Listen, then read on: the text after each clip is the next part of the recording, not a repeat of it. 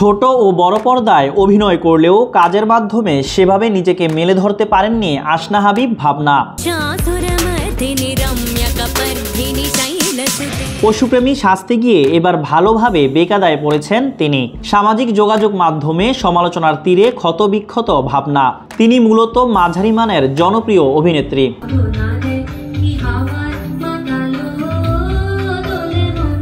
ব্যক্তিগত জীবন নিয়ে চর্চায় থাকেন প্রায়ই। শুধু তাই নয়, নিজেকে সুশীল নাগরিক প্রমাণের চেষ্টা করতে গিয়ে বেফাঁস মন্তব্য করেন, যা তাকে সমালোচনার সমুদ্রে নিক্ষেপ করে। সম্প্রতি ট্রাকে বহন করা গরুর ছবি ফেসবুকে প্রকাশ করে পশুপ্রেম দেখিয়েছেন ভাবনা। ক্যাপশনে লিখেছেন, আমার কান্নার শব্দ কি শোনা যায় তোমার শহরে? যমুনা ইস্তি, the goodness of purified air. আমার বাসায় এনেছি যমুনা ইস্তি, আপনি কিনছেন তো? এই বাক্যটির মাধ্যমে যে তিনি ইঙ্গিতপূর্ণভাবে গরু জবাই করে মাংস খাওয়ার বিরোধিতা করেছেন তা বুঝতে বাকি নেই কারো।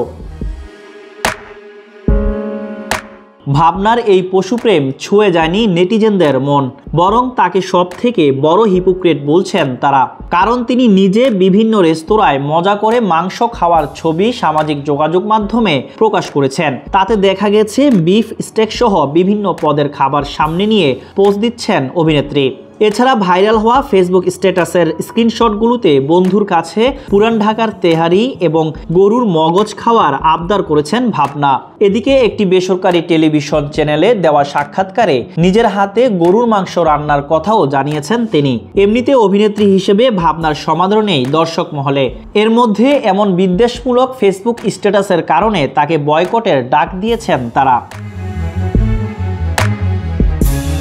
এদিকে নেটিজেনদের সমালোচনা নিয়ে নিজের ফেসবুকে আরেকটি পোস্ট করেন ভাবনা। তিনি লিখেন, আমি কোথাও লিখিনি আমি গরুর মাংস খাই না বা বলিনি আপনারা গরুর মাংস খাবেন না।